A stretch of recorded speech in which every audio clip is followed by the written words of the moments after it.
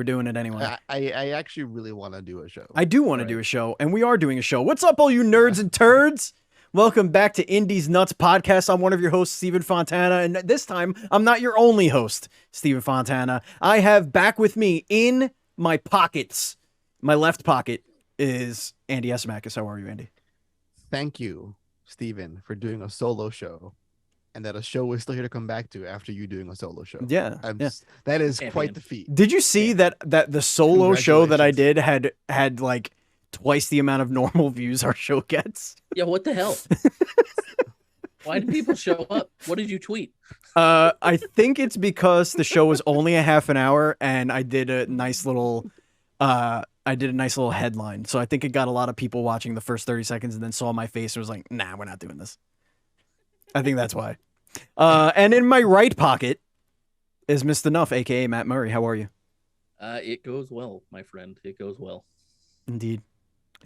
Ladies and gentlemen, this is the internet's #1 indie gaming news, reviews, previews podcast hosted by a bunch of morons you've never heard of. Probably. The show posts each and every week for your listening pleasure on your podcast service of choice, including our home, Podbean. And of course, you can watch live and chat with us live. Send us comments, corrections, maybe shit you want us to talk about, all in the comments, in the chat room. Chat room. Wow, what is this, 1997? In the chat of twitch.tv/dual streams. Yes, those in the IRC. ASL ? And of course you can watch later video on demand on youtube.com/dualscreens.tv. Let's just and also if you want to support us, please, for the love of God, support us, because guess where we're going next year, Andy? So many more places than we usually. We're going to E3, motherfucker. We're gonna go. We are going to E3. So we're gonna need your help getting there, folks. So please head over to patreon.com/dual screens, just like our Patreon producers, Colton the Apprentice Nussler and FNH Paul. And we're sending one guy per E. So three guys for 3 E's. 3 E's. That's our goal. That's how it works. We will send no one if you guys don't help us on patreon.com/dual screen. I mean, there's a 100% chance that Andy will go just by himself, but he probably he will do it with 2 fingers straight up in the air at me and Matt and Listen Taylor. to me. If any of us go, Envy. If you go, Steve, if Andy goes, I'm going. I'll figure it out. I don't care. I will figure out a way to go there. Even if I don't get the press badge, I will sneak my way in to the convention hall. All you got to do is hold the ladder. You've seen those videos. I'm very compact. If Andy brings like a suitcase or anything, I can be very quiet. We could pump me with sedatives. They can open the bag all they want. I'll look like a dead body. It's gonna be fine. I'll get. Can you do more of the? Do the compact again? That was there. It is. Very small. I'm very tiny. Matt, can you please? Matt, can you look to your left for a second? Yeah, that's it. Now look down a little bit to your left. Look down. Okay, now you're looking at me, and I want you to say, "You have to toss me." You have to toss me. Thank you. All right, ladies and gentlemen, what's new on dualscreens.com? Nothing. Andy's been slacking. I've been on vacation and sick, so yeah. Is our guest page done? I've been sick and on vacation, so there's that. Okay, I was just asking. Okay, I was just asking. All right, folks, let's get into the indie game adventures. Matt, I too have been playing this Slime Rancher 2, man. Holy God, it's fun, right? It's cute. It's just like I got really into the first one. I'm not as deep into this one yet, but it's just like a stupid amount of just very wholesome fun. Yes, that is the correct. Those are the correct words I would say. Like, it's not mind blowing. It just does what it's doing, and it does it well. And I have fun playing it whenever I'm playing it. I'm gonna breed some slimes and throw some plorts together, and like the exploration is pretty fun. Finding the stuff and the tiny, very simple puzzles they kind of set up to very simple find stuff. I don't know. It's like a game where if you're really heavy gaming all the time, or like you're into really competitive stuff, or like those harder indie games, like it's a great just like turn your brain. It's a change of pace, yeah, for sure. Yeah, turn your brain off and chill out. It's very relaxing. I think my biggest like complaint with it is the like it doesn't have a real good focus on the breeding of like why you would breed them until much later, where you realize like you could get different poop from them, I guess. Yeah, but money, Steven. Yeah, but the money doesn't have. Yeah, so slime poop. So yeah, I don't know if you've ever played a slime rancher, but it essentially when you feed them, they poop out this thing, and you use that to get currency, essentially to unlock more tools for your disposal and shit like that. So and upgrades and things like that. So, the more rare the poop that you collect, it's not really poop, they're like little gems, but the more rare of a poop that you get, what do they call them? Plorts, that's right. Plorts. Plorts. Give me your plorts. The more plorts the more rare of the plort, the more monies you get. And then of course you could also use plorts directly to upgrade other things. So it's cool. But it's just not, it doesn't hit you enough with, or stress enough, because they disappear so quickly. Like they could just run away, they could die so easily. It's like you have to constantly do the same shit over and over again to like keep them around longer. Yeah, my least favorite thing that's ever happened so far in that game. It didn't happen to me in the first somehow, but like I was playing, and Grayson loves to play this game with me. Like we have just like this 8-bit do controller that isn't connected to anything, and I just let him hold it, and he pretends he's playing. But so like classic, so cute. I was playing, and he was playing with me, and like I left the game on, and I just like was out in kind of the wilderness or whatever, and he like ran into the kitchen. I like went to get him. He was hungry. I got him a snack. We did all this stuff. It was like 15 minutes, and I came back, and I went back to my base, and like the oil slimes had like decimated like 90% of my fucking all my slimes. I was like, fuck. And it's like the only time I've ever been stressed out playing that game. And I was like, rage quit. I'm rage quitting Slime Rancher 2 right now. Yeah. I'm doing it. Yeah, I decided that the best strategy is to have only 4 of each slime that you want to like actually have, because they'll just jump over like it doesn't matter how high they are, they'll just start eating each other, and like it's like what are we doing here? What's going on? But yeah, I mean it's definitely a fun game, and they did a really good job at making it more wondrous than the first one. The first one was very just the world wasn't very interesting. In this one, it's a little bit more spread out. There's more interesting environments to kind of explore. The first one felt very much like hey, this is our idea. Right. And this one definitely feels a little bit more like, this is our idea with all of your feedback for the last 4 years or however long it's been. Talk to me about Moonscars there, Andy. Oh man, I can't wait. Moonscars. Is Moonscars a great game? That's a good question, Andy. Let me put it to you this way. Okay. No. Oh. What? It is not a great game. Not a great game. You don't like it? Oh, let me get to it. All right. It's a game that I feel was very oversold to me in the trailers, because it looks like a me game through and through. It's 2D side scrolling. It's got the most amazing pixel art you'll ever see in a game like this. Got this dark gothic setting, very like spooky atmospheric soundtrack. What's not to like? And you're slashing around, fucking shit up. Looks dope on the trailer. But then when you play it, so I like it, but I can see why it's getting some mixed reviews from people. And it's very clear to me. So it is a 2D side-scrolling Dark Souls roguelike kind of game, wherein that when you die, you leave your essence or your soul's currency thing in the spot where you died. Right, your currency, your plorts, as it were. Or slime poop. You gotta go get it, because that's like how you basically. There's no leveling up with this. There's no like stats. It's just you unlock skills that you pay for with the currency. Okay. There's no additional weapons. It's just your sword and your one secondary weapon, which could be like a spear or a hammer or a whirly saw thing, which are kind of cool. But again, there's not much in terms of like equipment or gear. Are there nunchucks? There's There's possibly, I don't know, I haven't seen them yet. Okay. There's accessories and shit, so there's all that.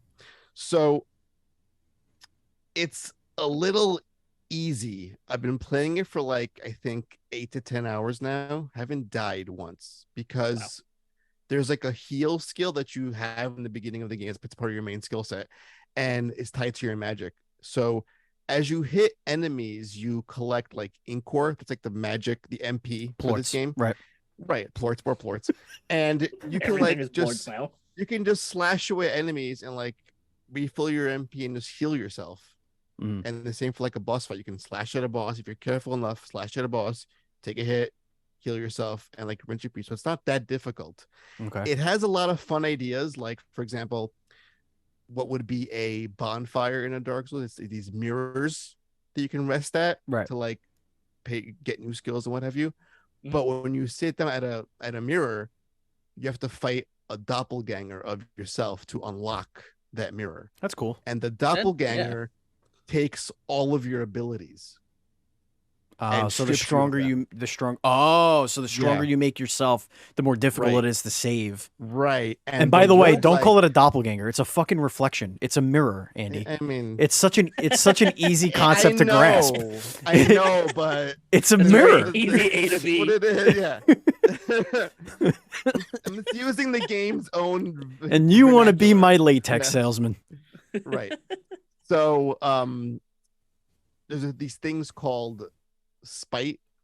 So you gain, there's like a spite level meter, and every time you hear the word spite, I think that Seinfeld episode when he returns that jacket for spite. Yeah, it's like the best episode ever. That's two Seinfeld references in the last 30 seconds. Right.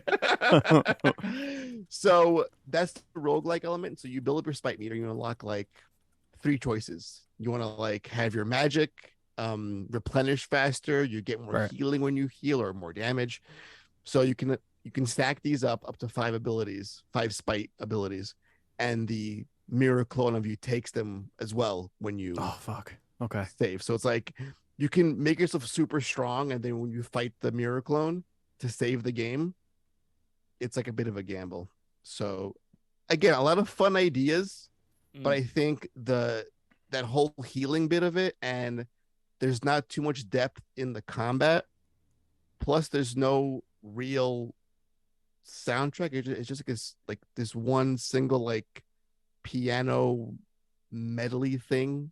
It's nice, and it changes a little bit throughout the game. But there's no like a Castlevania. This isn't right. And you would think that looking at it at the surface level that's what you're gonna get by what the trailer says. But it's just, I enjoy it. I mean, I can't put it down. I've been playing it nonstop since I got back from Nantucket, and it's, I was like, oh, it launched today. Great, go buy, library, installed, play. I've been playing it ever since. But I can see why a lot of folks aren't really like receptive to it. It's not what I think many thought it would be. How far through it do you feel like you are? Like how, like, do you feel like you're closing in on end game, or? I've tackled like a handful of bosses. Really big map, and I think I'm like getting towards the end by like just how the dialogue is going, and like how things are unfolding. So I feel like I'm kind of getting there. One last, again, it's not all complaints, but things are like kind of like zoomed out a bit. It's got amazing art. I wish it was more just a more tighter camera. Yeah, so you could appreciate it a little bit more. I could appreciate it more. Yeah. And well, the map is like, maybe the pixel art looks better from afar. I think because it's like these big like a Bob Ross painting in the background. Which are you playing it on your Steam Deck? I haven't yet because I feel like it might be too zoomed out for the Steam Deck, and I'm playing it on the flat screen, so I feel like I can see what's going on that thing. Actually, I was just wondering if like you're looking at like a smaller image or whatnot.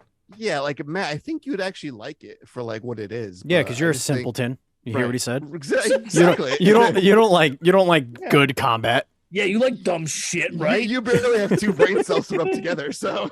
Hey, you know what? I think you really like this stupid fucking game I don't like. Hey, Andy. Go ahead. Finish your thoughts. No, finish your thoughts. No, I was going to say, like, I think it's a game that if you were to play it, you'd be like, oh, that's why Andy and I share a Steam library. So I'm not blowing like $20 on every single game that I think might be great. What about all right? But so all right, so just very quickly, what are there any small things that you do enjoy about it aside from the pixel art? Again, I love the whole like doppelganger mirror fight thing at every save point. That's kind of neat. There's a lot of skills. Like the skill tree is like it's all laid out and it's like a fuck ton of crap. And it's like you can like poison enemies or like poison attacks. There's like it's like these lightning bolt things. You're shooting spikes. You can make corpses explode. Oh, yeah. A lot of dope shit in the skills and the skill tree. But there's no in the moment to moment like hacky slash part. Right. It's just you with the one sword wailing with the same tired combo for like the whole thing. So that could take away. There's no double jump, but there's like Mega Man wall jump thing. Okay. You can do maybe a jump dash. It's got one of those. Do we got a jump dash? There is a dash. Okay. I think when you combine a dash, you can dash through enemies. You can dash through / regain magic, kill yourself. It's like you could almost not get hit for like a good 3-hour chunk of gameplay. That's wild. And there's a parry system on top of it. So you can it seems like you're saying a lot of good things. Listen, I like it. I'm telling you, like, sound bad. Listen, like I'm a little confused. I actually like the game. Yeah. Like I like this game. But I think it wasn't what I thought it was gonna be. Sure. Well, that's on you. Which again, that's on you, man. That's a me thing. But it's a marketing thing. It's like we all watched that same trailer. Like we thought it would be like, that's like a fucking. It's like, it's gonna be the next big thing. Metroidvania. Yeah. I think it has blasphemous syndrome. That's what it has. I was just gonna ask you that because me and Jimmy actually have a very similar opinion of blasphemous, where it's got blasphemous syndrome. It tries to do too much and it ends up being too little to make the game very, very memorable. Right. It does too little of the things it was doing too much of, and about to do too much of. Right. And it's a shame because I think, not that I want to say it's like it's wasted, but for a game with such great pixel art, it could be so much more in the gameplay department, because it's like you have all this talent that went into like the look of it, and then the actual mechanics are not as detailed or deep as the game looks. But again, I still like it. All this bitching aside, I still like the game. Sure. Andy, did you know that Uragun is going to go through some pretty massive changes? Oh, well, like early access. I feel like. Well, so if you look at the Steam page, I don't know when the last time you looked at it was, but I noticed PAX East, I imagine. Okay, so if you open up your Steam and you go to the Uragun page, or you could whatever, it's like where the patch notes would be. They have a little message there from July. And I never read this, so I did not see this. But it piqued my interest a little bit. Oh my god, they're turning it into an action roguelike. That is correct. Uragun is about to get some massive changes. God. So the early access does not obviously reflect that at all right now. I get a little chub going. Yeah, it's still October, whatever. But what it made me think, because what the game reminds me of is a single player Gauntlet, but like shorter levels. That's what the game currently reminds me of. And I kept saying to myself, man, wouldn't this be cool if you could just play with like 4 of your friends and the worlds are a little bigger? I think this is something that we might actually get with the whole roguelike thing. Because with roguelike and the levels kind of changing and becoming something else, it's almost a guarantee that they're going to have to be bigger and more modular, rather than just like one quick puzzle, a bunch of enemies, and then the end gate, which is what the early access is basically. The game looks so good, it plays so well. So if you guys haven't checked it out, Uragun is out in early access right now, but it's about to be changed into a roguelike action game, and I think that's dope. I wonder, I mean, it must have been user feedback, right? But like, I wonder what that's a pretty drastic change from what it is. Yeah. Like that's like a pivot in a totally different direction.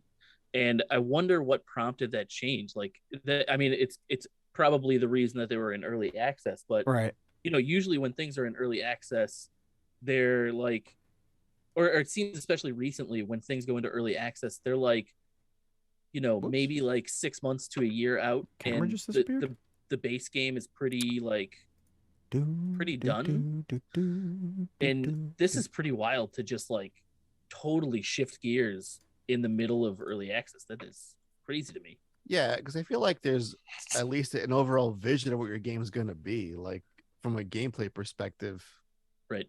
But this is, it's a bit of a pivot. I mean, I'm all for more roguelike shit because why the hell not? But yeah. Oh god, Facecam just decided to the app just decided to crap itself. So I do apologize for the random giant me that you just saw on your screen, folks. I do apologize. That was great. It was wonderful. Why would you apologize for that? Anyway, these things happen. Yeah. So yeah, Uragun, pretty cool game.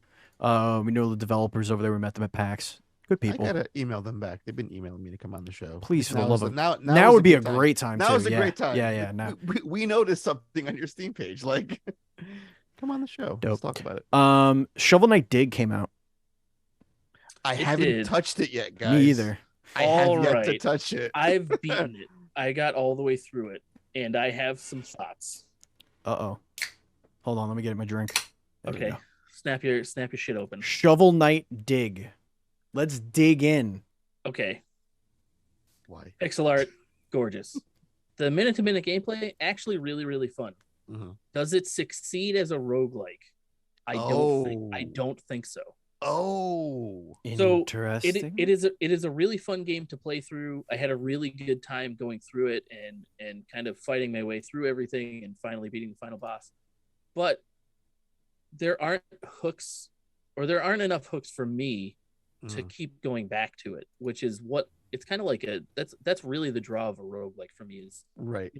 Your continued gained knowledge of the game. It's kind of infinite nature. Just being able to replay it over and over again, pick up and play for 15 minutes. And I think the reason for this is that it does a lot of things that Shovel Knight does anyway, right? Like it gives you different armors to wear that all have different effects. And there's like a handful of different items you can get and a handful of different like sub weapons you can get. But aside from that, the problem is that because it's Shovel Knight, your run doesn't really change, right? Like you're not really balling out like an Isaac run or like a Dead Cells run or something like that, where you have these drastically different weapons and you're really kitted out. And I think that where the roguelike nature does succeed is the procedural generation of the levels and how the rooms are all structured together. I saw a ton of different rooms. Some get repeated, you get used to them, whatever. But, I saw a great deal of rooms, but I just don't think that it hits the right notes for it to really be like a memorable roguelike. It's definitely a great platformer. It's a really fun, like one-run playthrough. I am going to try to beat it a couple times to see if anything changes, because sometimes I haven't really looked into it, but sometimes like bosses will change or get harder and stuff like that. But I've unlocked every item. There's like maybe 15 different items you can pick up in the shops. Okay. There's a couple of different skills, but some of them just don't feel very useful. And then like the sub weapons are all kind of cool, but I don't know. They just don't. It's not something that like your pogoing and your shovel are so effective 90% of the time that it doesn't feel like they're worth using. It's not to say that this is a bad game, because I do think it's a really good game. I just don't think that it's a successful roguelike. I wonder if that's in part to the collaboration between Yacht Club and Nitro for this title. It's not a fully in-house Yacht Club game Shovel Knight experience. It's like, we have two devs like working hand in hand. Right. And again, like Shovel Knight, it took, from what I feel, the DuckTales pogo stick gameplay and like did something like far beyond what that could do. So I would imagine a roguelike Shovel Knight game would offer the same sort of like, not innovation, but just upping the ante in the genre. But to hear you say is I'm a little saddened by that. Yeah, I just don't think it. I don't want to be a downer on the game, because it's a really good time. It's worth playing. Everybody should play it. The price is a little steep in my opinion for what it is. But it's a great Shovel Knight game, and it's very fun to play through. It's still like a 7 out of 10 for me, but it just doesn't take enough risk to really pull me back to it. Like Revita is a great example, right? That's a game that's a roguelike that came out recently that really, like, you know, hit the floor running and has a great end game. You know, the randomization of the game is fantastic. The items, item pool, all that different stuff. And I think that's what I look for in a roguelike. Some people may really like this as a roguelike, but for me, it just misses the mark just a tiny little bit.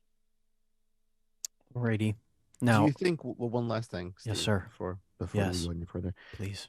Had this not been a roguelike game, Matt, like a straight up just the gameplay, but it was more of a structured, thought out, no randomness to it at all, no roguelike, would it have scored higher for you? No, I think that the procedural generation actually helped it. Okay. The parts where it doesn't work are really just like the like synergistic abilities, or you know, really making your runs feel different. Everything kind of feels the same, and you're just kind of really plodding through the game until you get enough money and health really to kind of get to the end. I think that Chasm kind of reminded me of this game a little bit, where Chasm should have been a non-procedurally generated game, but I think that Shovel Knight Dig actually does succeed in part because of the procedural generation of the levels. Okay. That was long-winded. That was a wind. A lot of complaining in our gaming. I have a feeling this last game on here is not going to have much complaints here. Oh my god, Matt, dude. You've been talking a storm. Was it you or was it Andy? Not this game. Which one are you just playing Dome Keeper? Okay, it was you. Okay. You've been talking a lot about Dome Keeper. My man. Yeah. This game.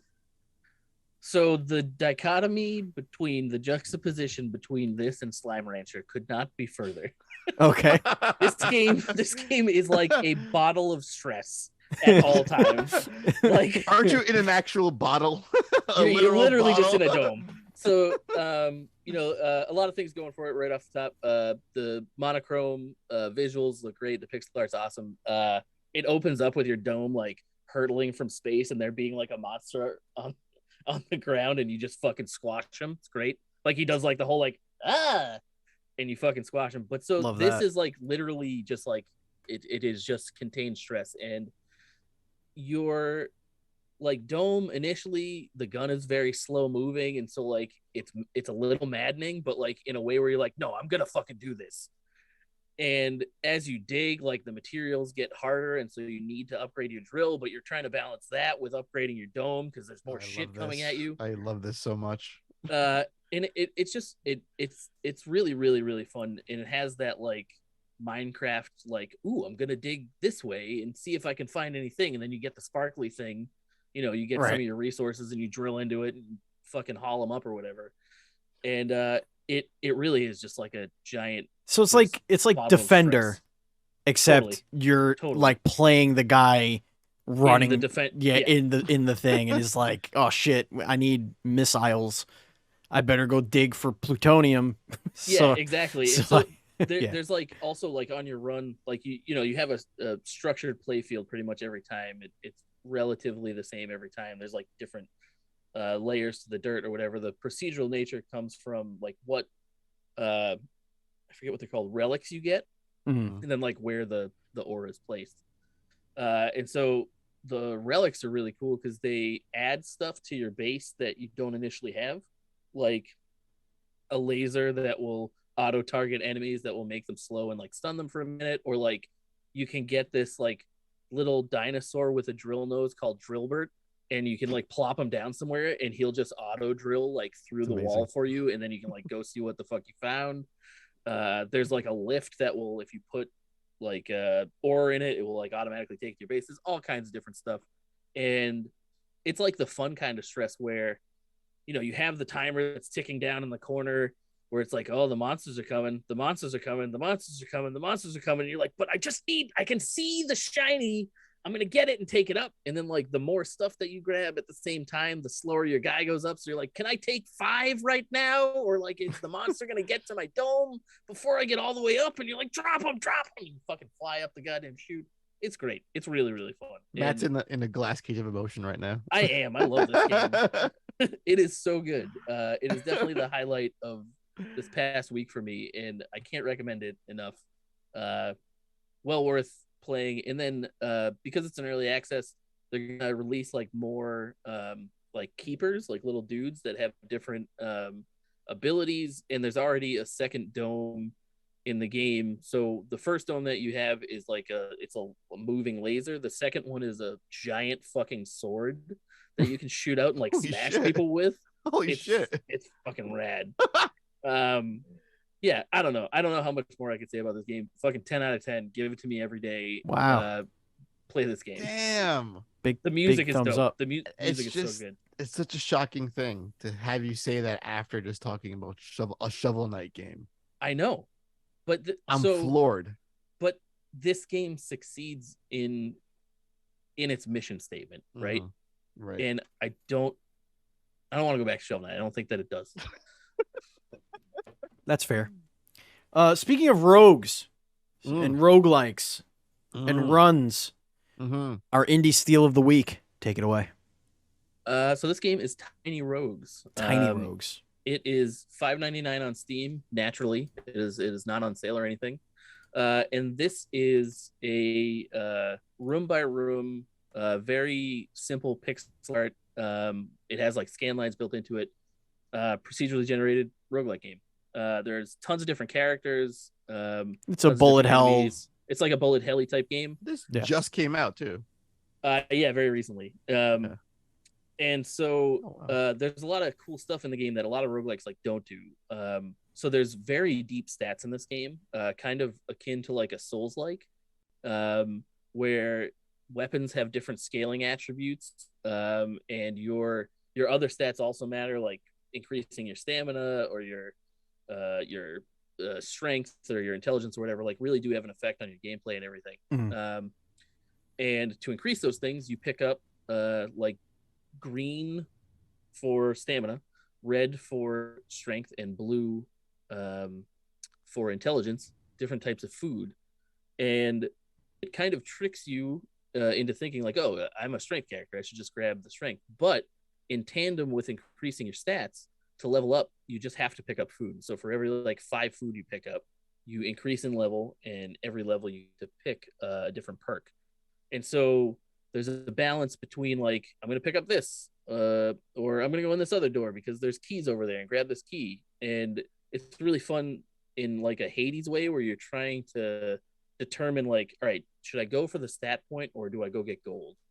Or do I go for the stat point, or do I need bombs, or should I go do this like event room? Tons of different bosses. Just a really great game. The cast is gigantic. The weapon pool, there's like 200 weapons, and they all work like drastically differently. Like I had just like a simple bow and arrow one time, and then I had like a gun that just like puked rainbow, like, and just like would wipe fucking so much shit on the screen. But yeah, for $5.99, it is a really, really, really fantastic game that I would highly suggest checking out. Indeed. All right, so let's get into so those are all the games. Let's go over it again. Shovel Knight Dig, Moonscars, Uragun, Domekeeper, and Slime Rancher 2. And the indie steal of the week is Tiny Rogues, which you could find on the Steams. It's true, you can. You can find it on Steam. It's there. Indeed. Do we have anything for the Indie Game Watch? Was there anything new that we posted in indie game like chat? There were so many things. I spoke about a lot of them, but here's a cool one. Matt, this is from you. Physical NES cartridge. Yeah. Garbage Pail Kids. Garbage Pail Kids, man. So this is like a double whammy from the past, right? Like we're getting a Garbage Pail Kids game, which we never got back in the day, and simultaneously it's also going to be a new physical NES game that works. This is from like a real one. Yeah, like a cartridge. Yeah, like a cart. I'm sure it's going to be available on Steam and everything as well. But this is from a company called I Am 8-Bit. They're kind of like a homebrew NES old school retro developer. They like literally do all that kind of stuff. An acquaintance of mine, Tim Hartman, worked on this game. He also made Haunted Halloween '86, which is a pretty prevalent homebrew indie NES game. But yeah, no, it looks cool. It's cool that we're still getting stuff like this, and it's interesting that we can like resurrect weird IPs like this, and I hope we see more of this in the future. And there's 2 cards here. There's a blue one and a pink one. Yeah, you get your cotton candy blue, cotton candy pink. It's dope. Oh my god, look at this game. And a pamphlet. I love it's got a booklet. I love it. This is so cool. I like booklets. Booklets are fun. I enjoy booklets. Who doesn't, man? If you don't enjoy a booklet, what are you doing with your life? All right, we got a couple of news stories that we should definitely get into. The first one is that we got No Man's Sky 4.0 has released. And Matt, you're all about this No Man's Sky. Yeah. We've got some new modes here to play, including a like chill the F out kind of mode, from what I heard. So, it's not released yet. It's going to probably it's coming. Release. Okay. I would guess it's going to release tomorrow to coincide with the Switch release. Okay. That makes sense. But yeah, so they're adding like some new chill out modes. They're massively expanding inventory, and then they really wanted to like streamline the different systems that they've introduced to the game over the last 6 years. And so they're kind of retooling how keeping track of that works to make sure that like new and veteran players can interact with all that kind of stuff a little bit easier. The Switch version doesn't have multiplayer. Nope. The Switch version doesn't have multiplayer, but the gameplay that I've seen of it is like insanely impressive for it being on Switch. Am I going to buy it? Maybe. Don't. Okay, so here's my question. There's no multiplayer, but are you experiencing the other players' effects on the world? Because like the whole point of the game is there's stuff being discovered by other players a gajillion light years away. Sure. And like eventually you'll find them. Like, is that part of it? So as far as I know, right, like the ecosystems for each console are separate. They don't live together. I may be wrong about that, but I believe that is true. Although no, because you can crossplay now. Anyway, I am not sure if there is some kind of tangible multiplayer experience here that isn't co-op, but it would take out a lot of the game to not have like the community hub that exists, because that's like end game stuff is like you just do those co-op missions with people, and you can do them solo, they're fine and they're pretty fun, but like you're literally gonna, if you don't have that in the game, you're gonna lose out on so much content. It's crazy. Like all the cosmetics, a bunch of different events, all kinds of shit. So I would guess that there is probably some component of the multiplayer that exists somehow in this game. It's just weird that they didn't just bring it. I wonder if it, like, maybe that's what the Switch couldn't handle. Or they really, really hate Nintendo like Online. Then no, like Nintendo just hates when players can talk to each other. It's like their biggest fear on earth. All right, this next story kind of sucks. Disco Elysium, which is probably one of the better games.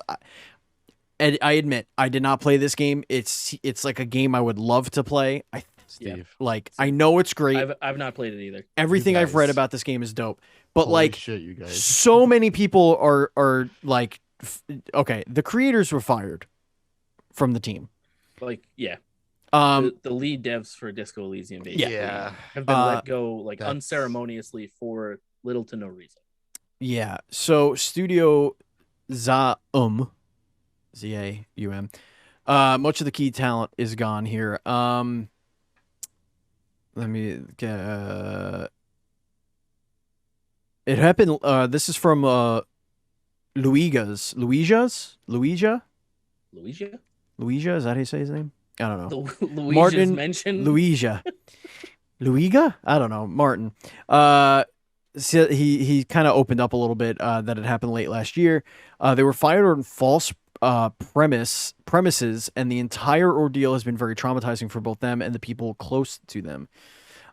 There's apparently an NDA, so they don't really say too much. I don't know. I think 3 prominent figures have been fired.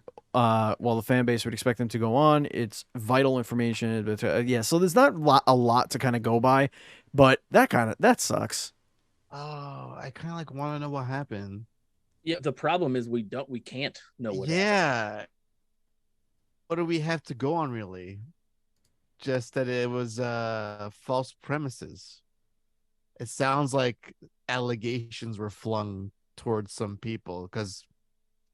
You know what I bet it was? What else would a false? And now this is complete, like, because you know how much, like, if it was any sort of misconduct, like person to person, sexually or otherwise, we would know about it. It never, like, when it comes to people like that, it's like somebody we need to tear them down, we need to cancel them. Like, that's just what would happen, and that's fine. I am all for putting those people in a spotlight and telling them to go fuck themselves.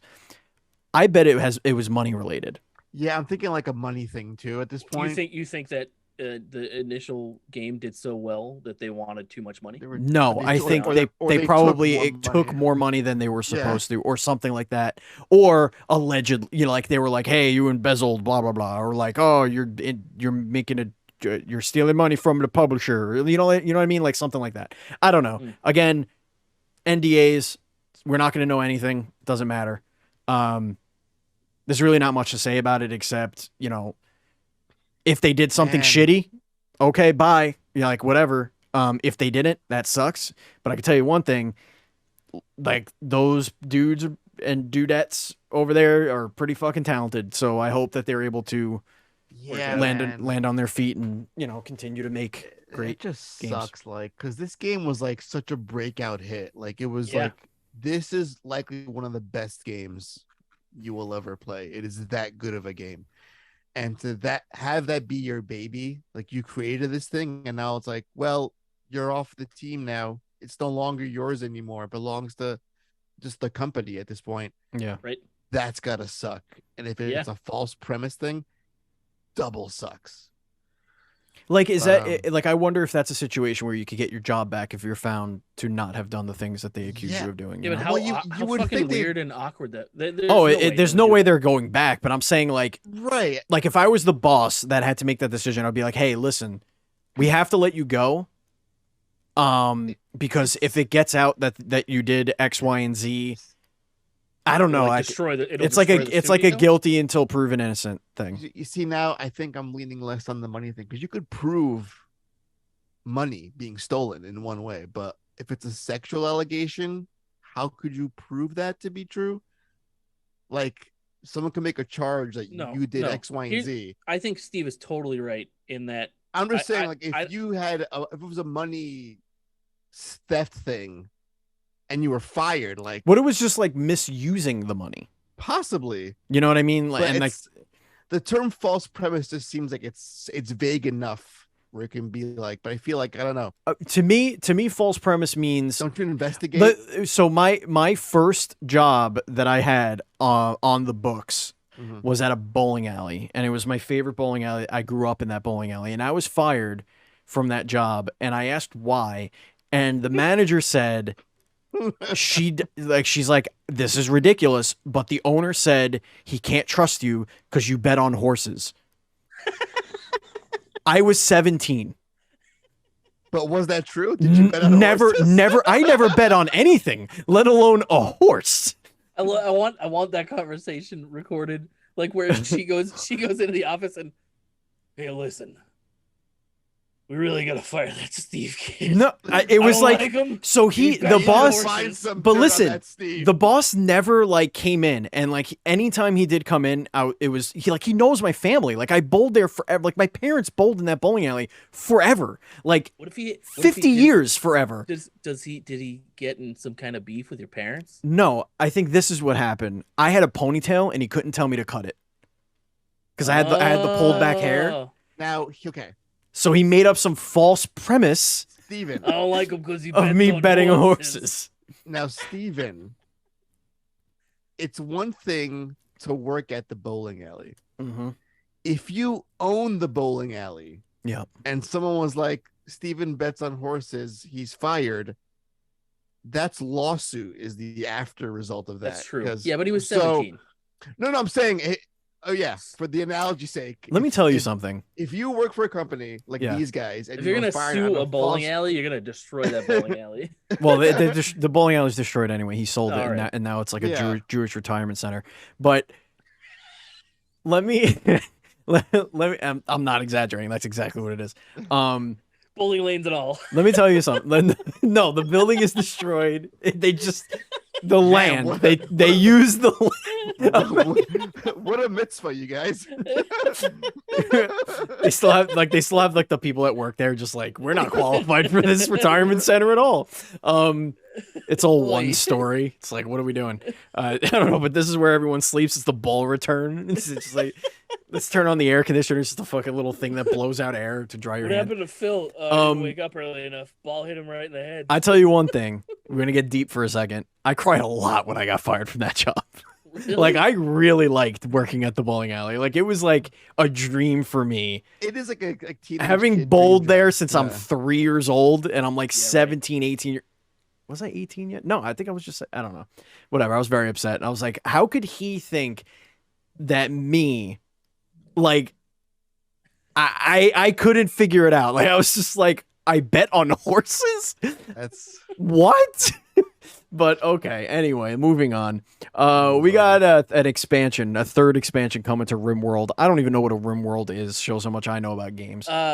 This game is my personal favorite, like, Dwarf Fortress like game. So it's just like, it's a colony sim builder, very simple. Oh, I know what RimWorld is. I just never played it. Kind of cool graphics. Yeah. Like, the procedurally generated stories are fucking rad. Like, stuff will happen, like raiders will crash, or like people will get sick, and it just the procedural generated stories and like the emergent gameplay in this game is really what fucking. This is like the one where like you kind of zoom in and like the people that are in your colony are like doing shit, and like you kind of like follow that story around. Yeah, is that one? Like it's like you ever play like Prison Architect? Yes. You ever see that game? Yes. Okay, so it's very similar to Prison Architect, except you're not building a prison. Like, literally, like, same kind of art style with the little like dot people, and you're just like following them around, having them build a colony and survive. And the whole point is to get rebuild a ship and get off Earth. And so in the time that you build this colony, a ton of different shit can happen. Like, you go from like making goop generators so that your fucking colonists can eat goop, to like being able to like cook really fancy meals. Goop makes plorts. You know, there's like all kinds of like, Linda's mad at Kevin and she fucking murdered him. Him. Kevin, what an asshole. I know, it's crazy. But so what an asshole. There's been 2 expansions already. This third one is going to add like cybernetics and mechs to the game, which sounds fucking rad. The trade-off being that, like, because you're using this kind of power, it like will pollute the environment, and changes could happen in the environment, and your colonists can get sick or all kinds of other shit. So if you're a fan of RimWorld, or if you're a fan of RimWorld, look forward to this. If you're a fan of like colony sim builders that are simultaneously chill and also stressful, but have like a really deep, engaging story and colony structure, definitry check out RimWorld. It's fucking great. Rimmy.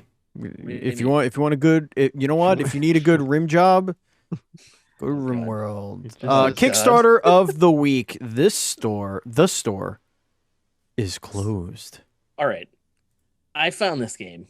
This is a... How far did you dig for this one? Not super far. It was like...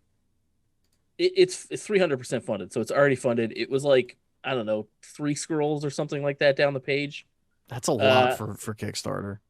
But so this is a survival horror crafting type game that takes place inside of an infinite IKEA. Yes. And like there are like all kinds of monsters, like mannequins that come alive, like kids' toys that come alive, like just creepy ass employees, and it looks fucking awesome. Oh, there's like fucking crash test. Oh my god, like, it's massive. Look at this. What this. is going on in this game? Oops, sorry. So good. I just slipped on the because you guys got really loud in my ears. There's flamethrowers and shit. Oh, there's a giant fucking dude. What is this? Staff members. Ew, look at this fucking guy. All right, you guys got. Cool. Ew, why does the sun have teeth? I'm gonna give it money. Right? Doesn't it look so good? I'm giving it money. Yeah, that's dope. I enjoy that. Yeah.